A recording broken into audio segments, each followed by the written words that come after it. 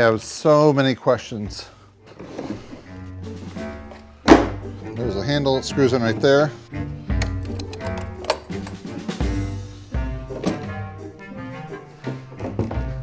Check this out right here. It's worm gear driven. This is a very interesting saw that I've only seen pictures of. I've never actually tested one out before or even seen one in person. So I have a lot of questions about this, and if I have questions, maybe you do too. I made a list last night of about 7 or 8 different things. Let me read them real quick. All right, so how well can you steer it? How do you grip it? What type of chain goes on this if you have to replace it? Does it use regular bar oil for a chainsaw? How clean is the cut? Is it better than a chainsaw? What type of sound does it make? Is it very loud? How fast will this move through a 6x8 treated timber? What's the overall weight to it? Can you make bevel cuts? And then finally, I wonder what the speed of the blade's gonna be. So let's go outside, grab a treated 6x8, and put this thing to the test.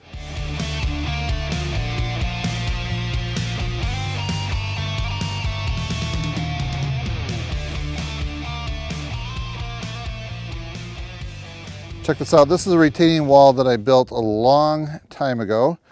You can see I put a dead man in it right there, and a little bit of it's actually exposed right there.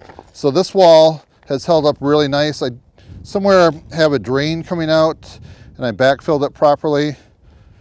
And then if you look a little bit further down the hill here at the bottom, I had a shorter wall and thought I could get by without putting a dead man in or having a drain. I thought it'd be okay.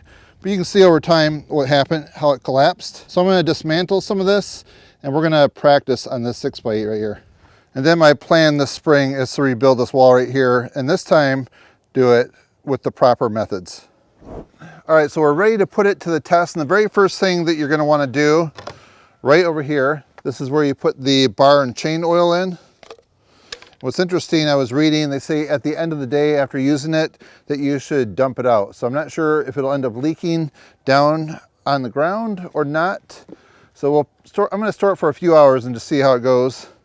I have some premium bar and chain oil here. Ooh, fills up pretty fast. Now we're going to put the cap on. I do have it plugged in. I have not even run this yet to see what it sounds like. So we're going to go over the specs in just a little bit, but I thought you might want to just see it in action first. Okay, ready? We're going to give it a try to start out.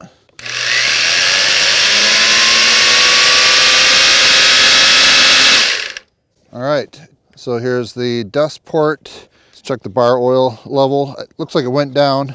Yeah, I'm going to add some more. So the chain tension does seem a little bit tight. So there's 3 big spikes here, here, and then on the other end. So what I'm going to do is just cut a straight line right here. Well, I'm getting kind of close. Let's go over here. We're going to cut that line right there. See how straight we can get it?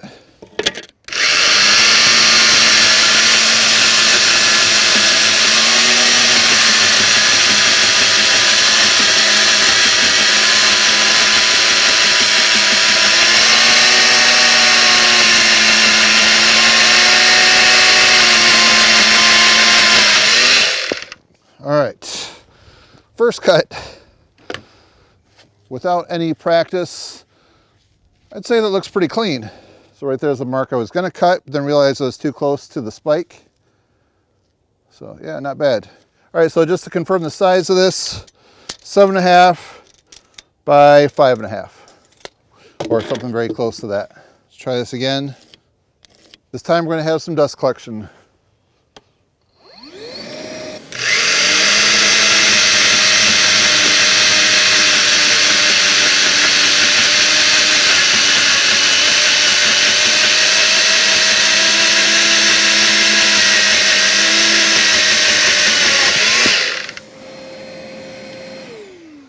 All right, that definitely made a difference. All right, so this is my second cut. Boy, that really does look nice and clean. What do you think? All right, another option for storing it, you do have this fold out rafter hook. So you could put that right there like that. So right here I drew a line. It's far enough away from that spike right there that's embedded in the timber. So we're gonna do a 45-degree bevel cut with this. It will go up to 60. I think for me and probably most people, I'm guessing that 45 is probably going to be the most common. So we're going to go from this direction over here.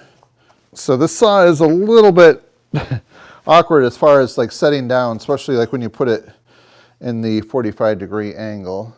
So this is one thing I noticed after I put the oil and it's been sitting for probably about an hour and a half. I do see like some oil that's dripping down there. So I'm guessing I'm not an expert with the different types of oilers on chainsaws, but I'm guessing it's some type of gravity. I know there's some that are considered like clutch driven or automatic oilers. This one might be like a gravity one. So I did loosen the chain a little bit now. So I think I have everything dialed in the way that I want. And we're gonna try that 45. All right, this is gonna be fun. Let's go.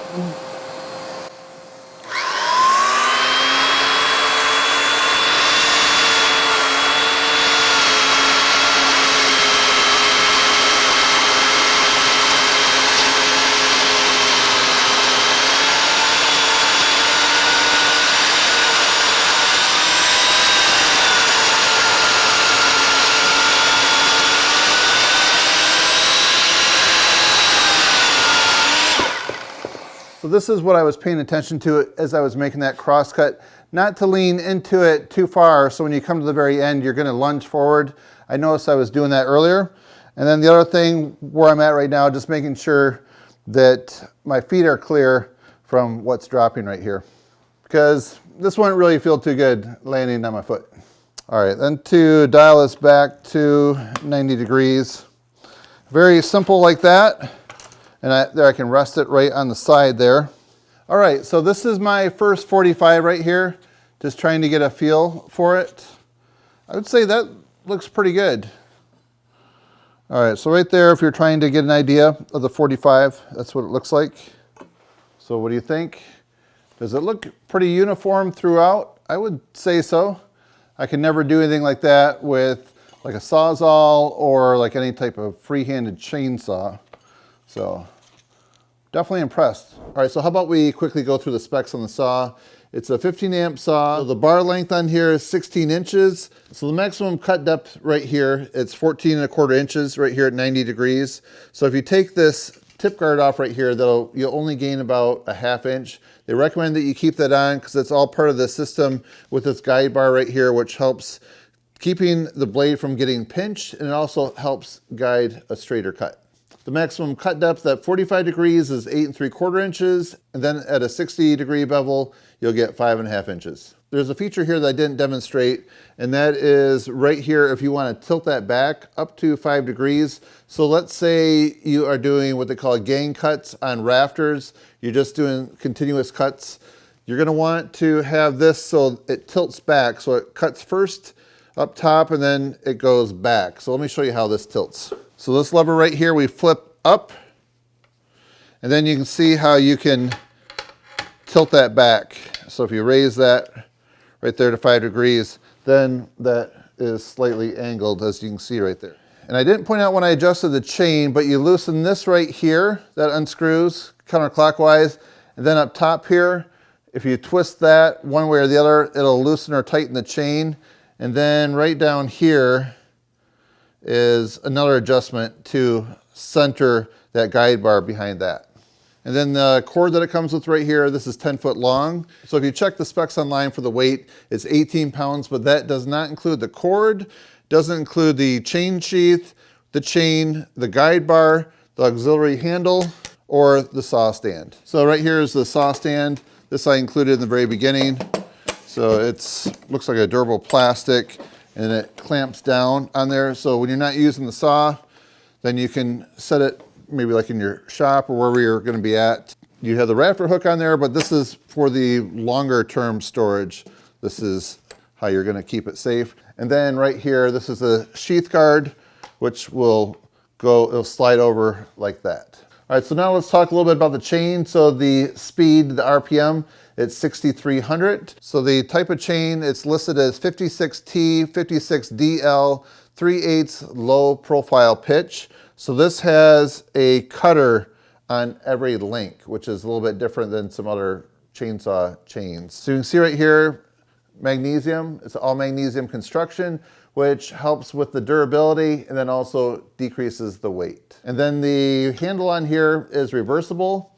It also has a splinter guard. And one question that I've seen a lot of people ask if it's made for doing some rip cuts? And the answer is no.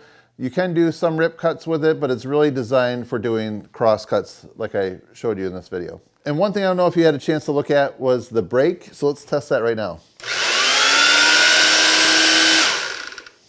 After you've unplugged the Skil Sawsquatch Carpentry chainsaw, then you put the chain guard on right there, and then you have the stand. So this goes right there. Clamp on that side. There's a clamp on this side. And there it is. So then I'm not sure about the cord management. I guess you just would wrap it around something like that. So if you want to find out more about this, see the latest pricing, or also check some reviews and some other specs, I will have a link down below that you can check out. All right, then I'd like to hear from you. What power tool would you like to see tested out, or maybe a comparison between the two?